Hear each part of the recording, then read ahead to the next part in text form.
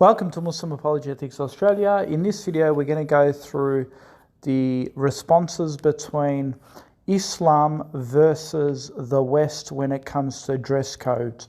I have a WordPress article that I've compared Muslim predominant countries or Sharia law versus Western liberal moral values, and I've put statistic analysis of all the variations between different topics, and I'll put a hyperlink below this video. You can see it for yourself. And so I'm doing this video so I can attach this video to the dress code subject.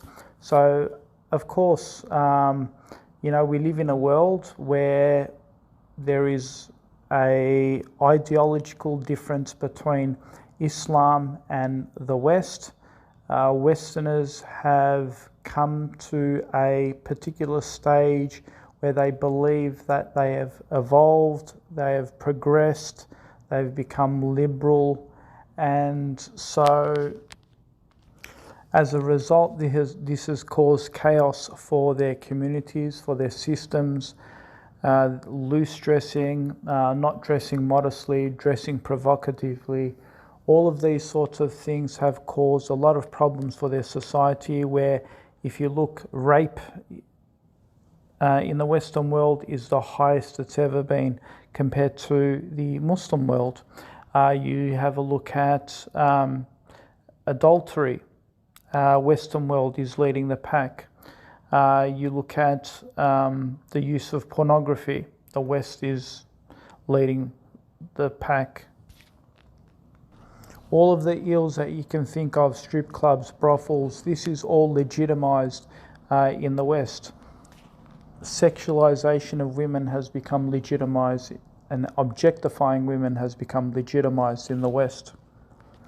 And to feel this maximum pleasure, because they believe in maximum pleasure, you want to have as many girlfriends and boyfriends before you get married. You want to go and party and take as much drugs and live your life to attain maximum pleasure and sleep with how many guys you want to, or he can sleep with how many girls he wants to. This is all part of their culture.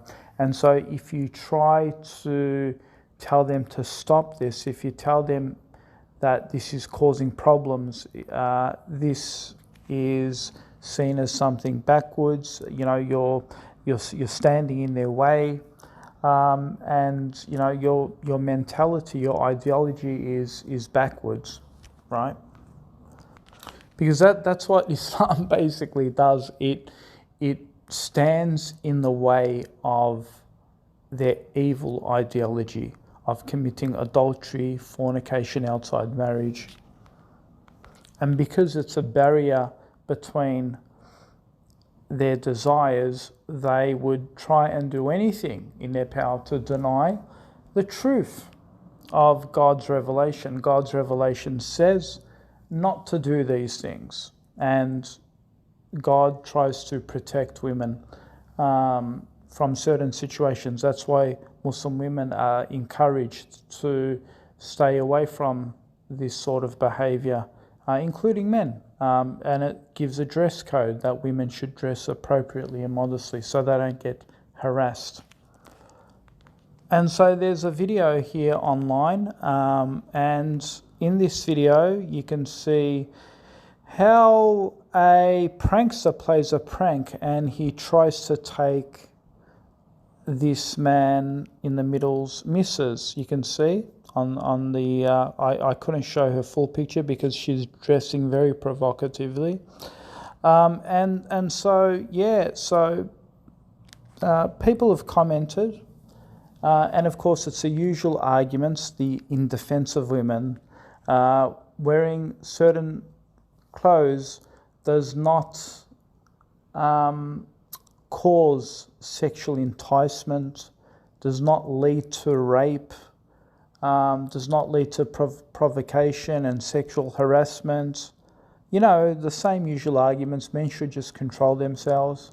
So what we're going to do is we're going to go through the arguments for and against, and yeah, so sit back and enjoy. Okay, so Abdul Nasser Taib says, and this is what triggers a lot of these feminists, right?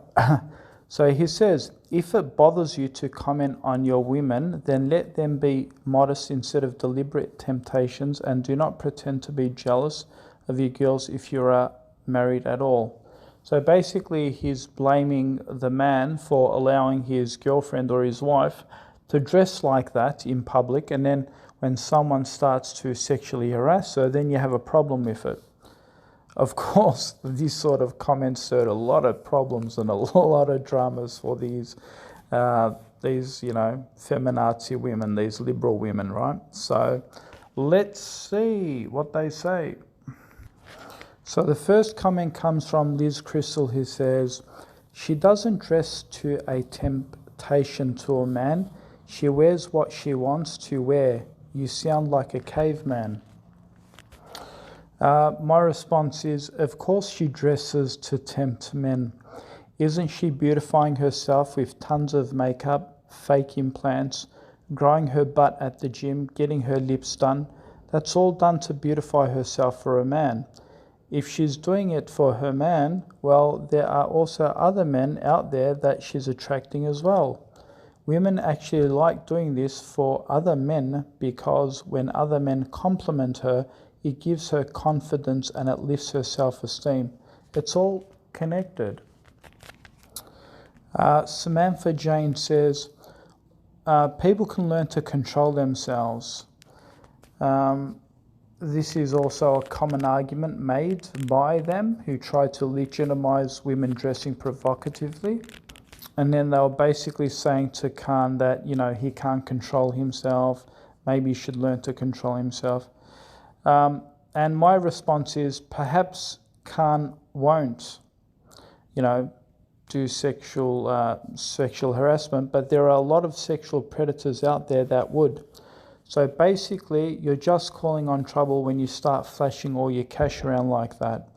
Women are more valuable than cash, jewelry, and diamonds. That's why they should cover up their adornments and not to display them, as we wouldn't display our jewelry, cash, and diamonds to everyone in public now, would we?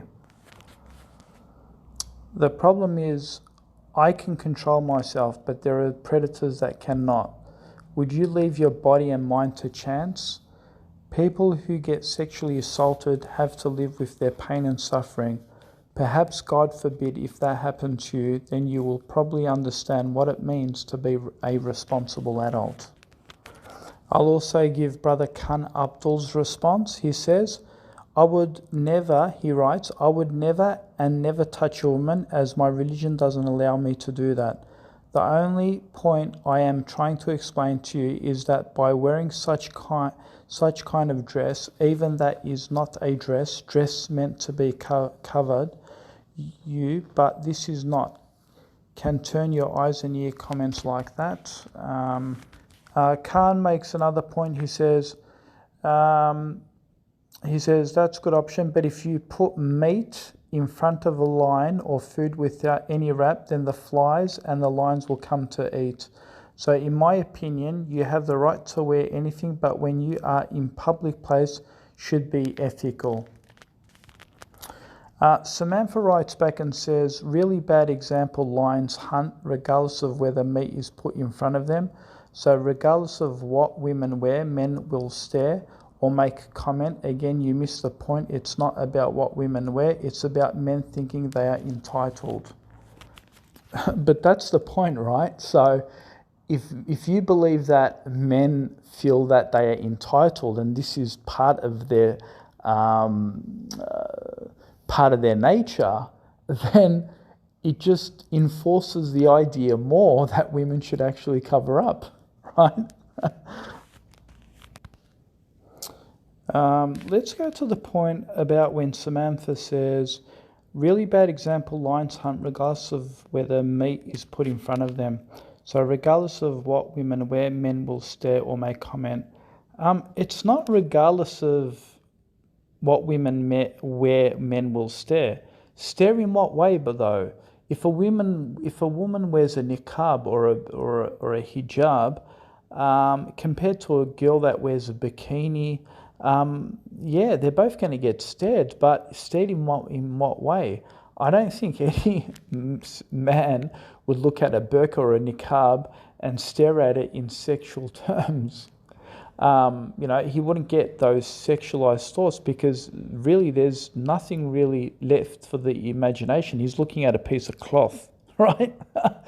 But of course, when a woman is half naked, she is not leaving anything to the imagination. So that stare would be different from the stare that someone looks at a woman in a burqa or a niqab.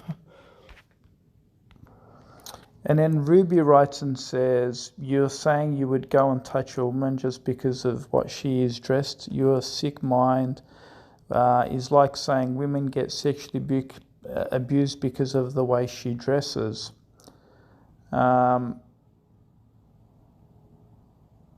Yeah, so my response to that is,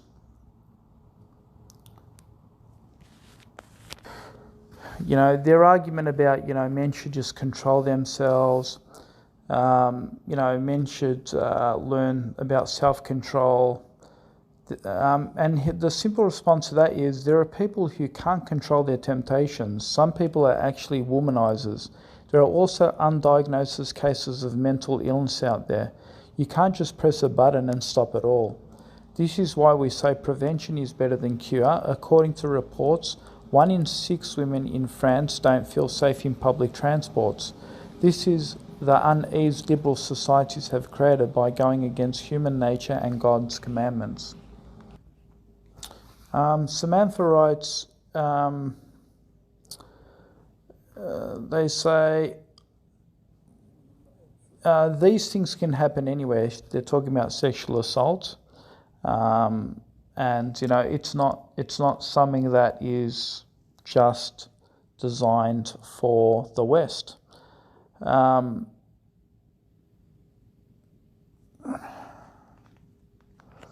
then they kept going on about how our thoughts and ideas belong to the Dark Ages. So my response to that is, they basically said also that, sorry, because the debate is sort of going all over the place. Just be a bit patient. So they basically said, we'll go back to Samantha's comment about it being a really bad argument using lions to hunt, regardless of meat, is put in front of them. She's basically saying lions hunt anyway. We shouldn't be comparing animals to lions. So the crux of their argument is basically a woman's dress has got absolutely no bearing on attracting sexual assault. And I find that so bizarre.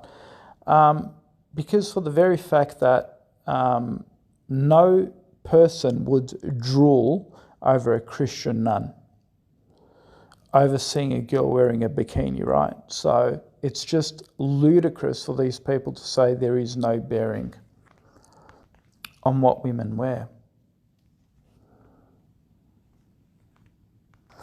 They keep referring to our mentality being part of the Dark Ages, being outdated.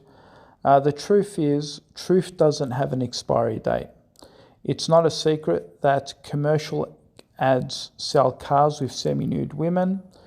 Have you ever heard of weather girls, where women dress very sexy with their tight clothing showing cleavage just to narrate the daily weather?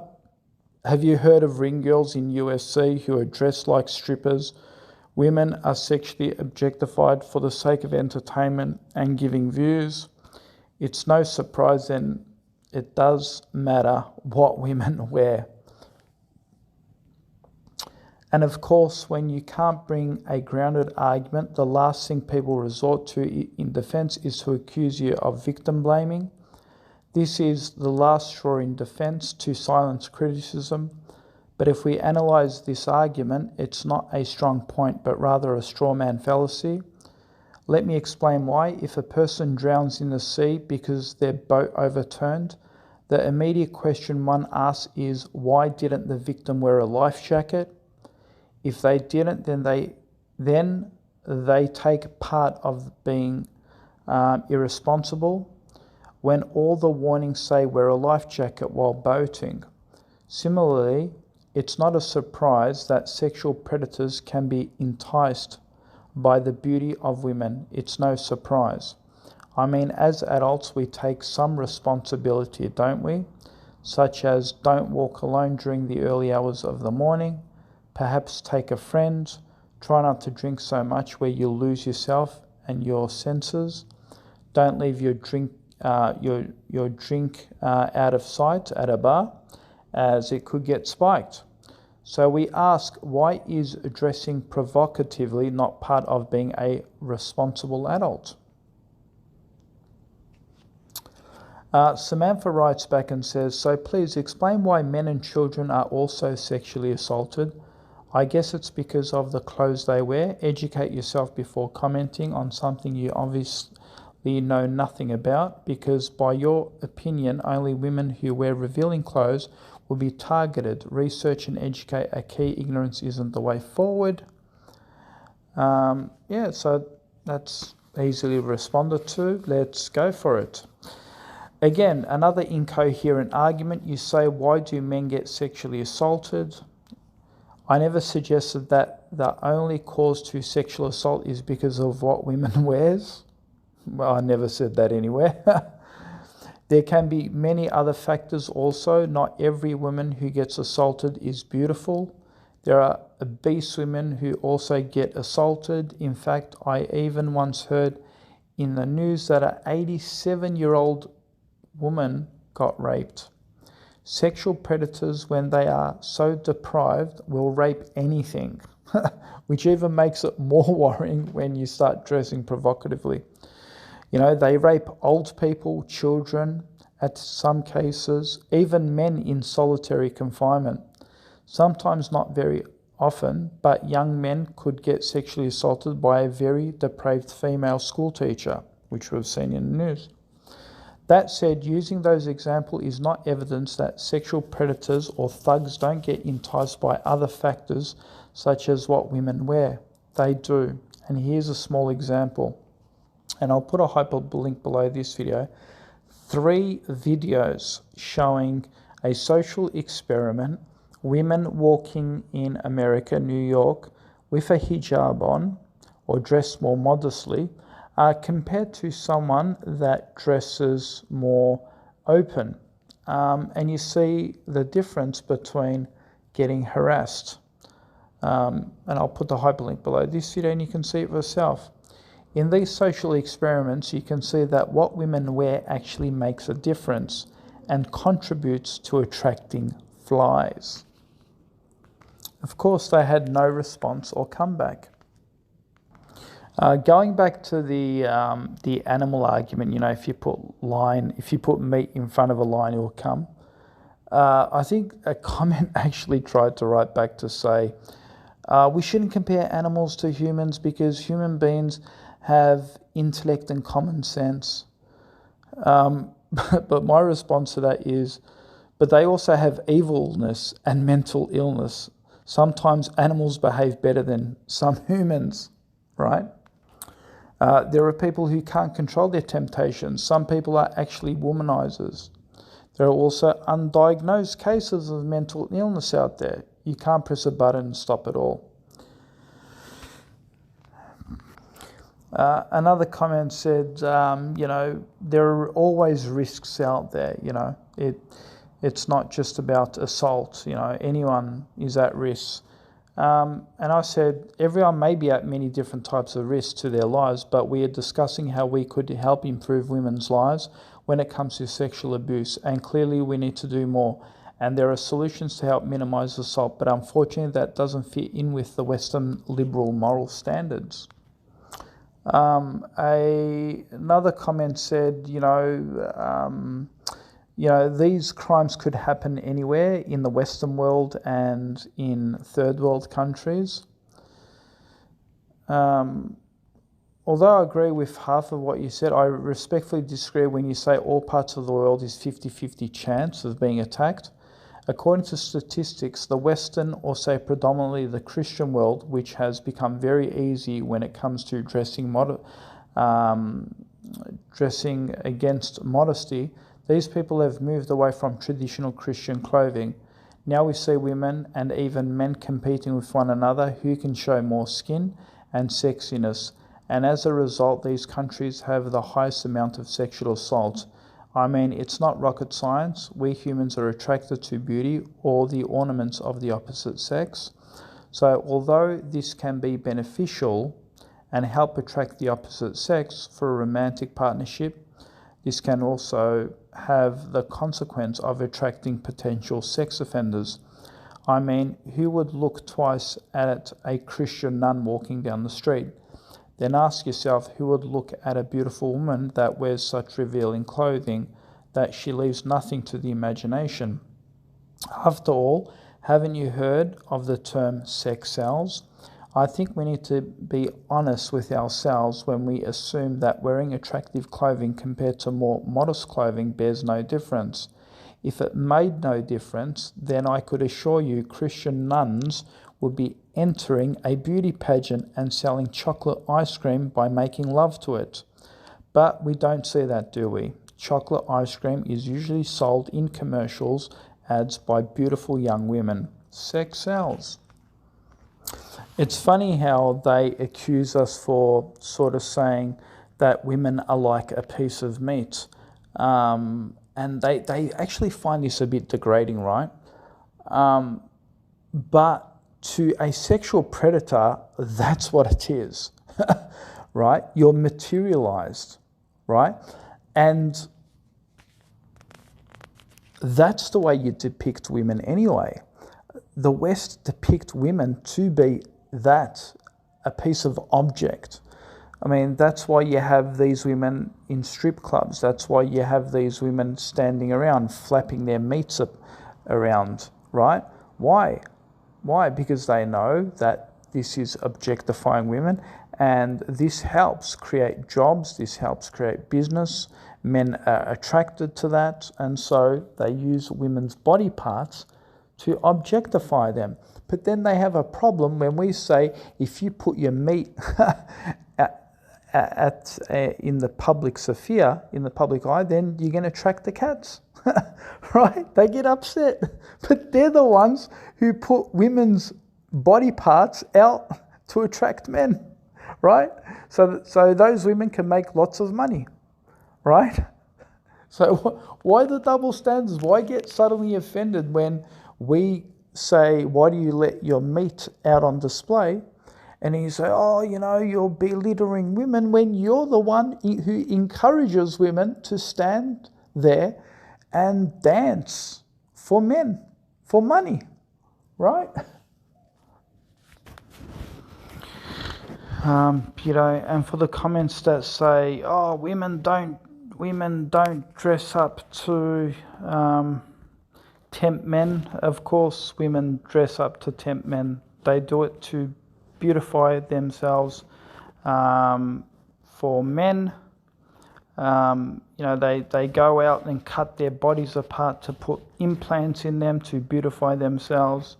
Obviously, it's for men, unless she's a lesbian and she's doing it for women.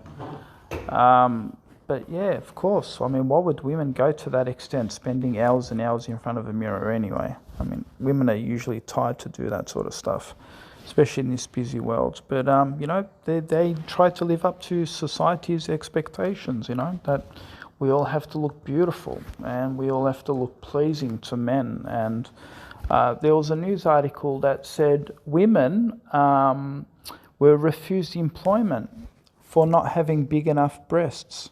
I'll see if I can find the article. If I do, I'll put it under this hyperlink. But yeah, so she basically said that when she got larger breast implants, it was much easier for getting employment, getting less rejected in a work resume. She's basically given first preference. This is studies all done in the West. I mean, so, women are objectified, right? For a reason. I mean, no one can deny this biology. That's why in Islam we believe that women are more valuable than jewelry, cash and diamonds. That's why they get put undercover. They don't get put in display. You don't go on display your cash and diamonds and jewelry, do you? But when it comes to women, I mean, because they've devalued women. That's the problem. They've commoditized her. They've objectified her, So, also the comment about, we'll touch a bit more on this, where they say men should just control themselves, learn to control themselves. Well, that belief hasn't really worked. I mean, you could educate men as much as you want, but you'll always have a new generation of men who come forward to push the limits.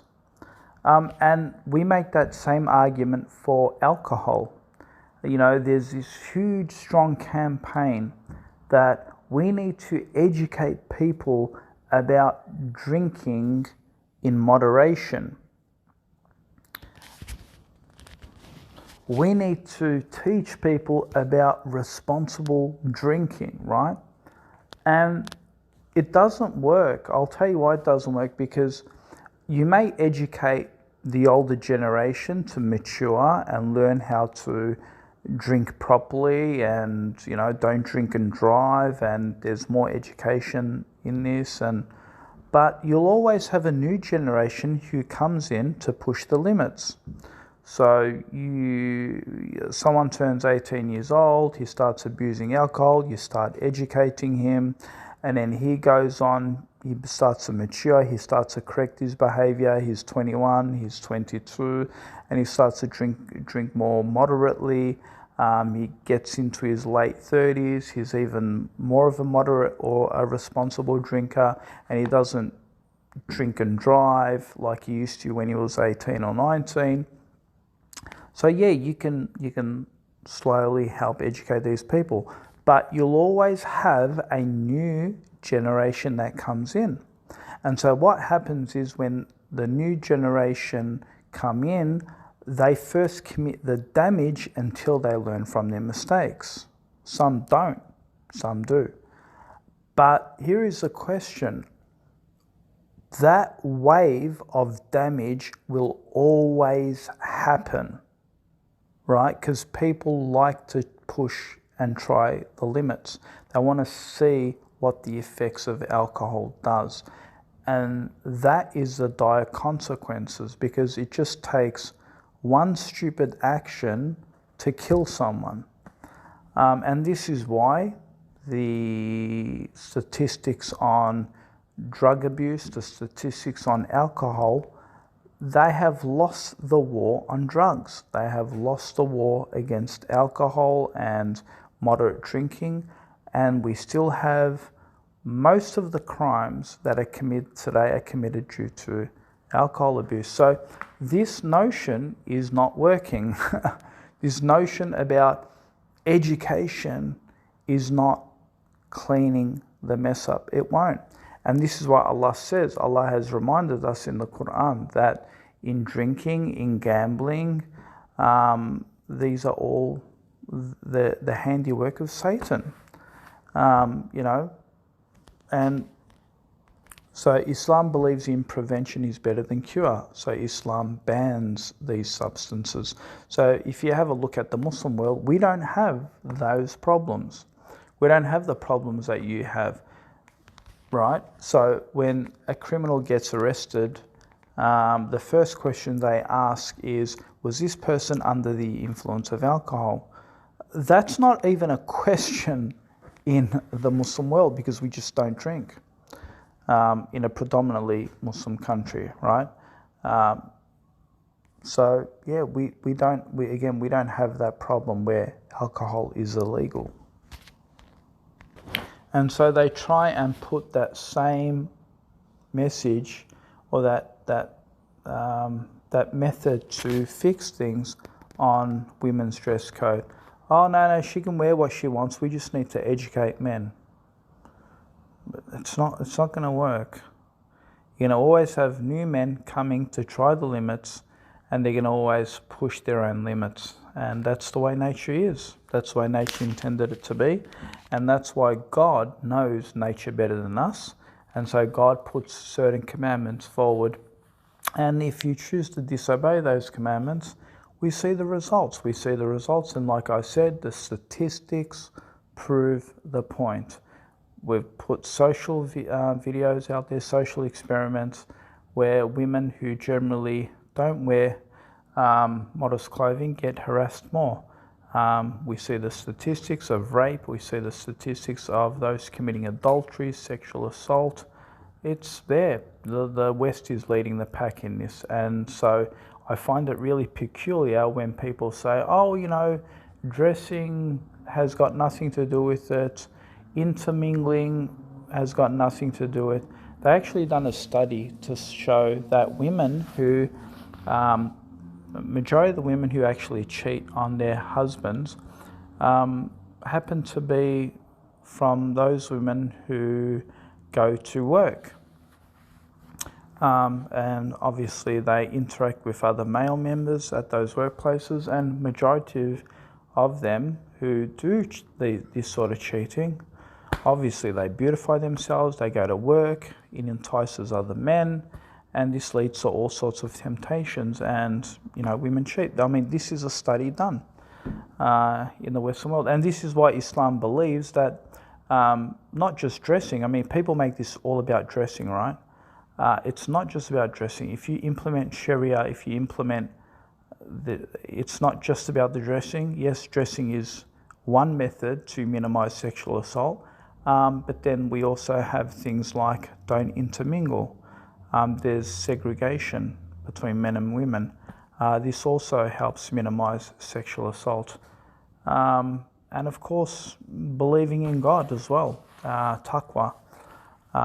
So there's all these different criteria and methods. You know, you have to lower your gaze. This is also another recommendation to help people who are feeling sexually depraved. The Prophet taught them to fast on Mondays and Thursdays. This again helps against, you know, to control some of your sexual emotions. Get married early. This is another method to help that. But see, the West don't believe in any of these things. They prolong marriage. And yeah, so a lot of these issues, see, if they actually implemented these rules, you'd see their numbers go down. You implement the Sharia, you get results. It's a practical law. But yeah, so of course, you know, it's not just about wearing clothes. There's also other factors as well. But the liberalists, the secular liberalists, want to say, no, it's got absolutely nothing to do with it. So they're clearly lying to themselves, and the statistics, the social experiments prove our point. Thank you.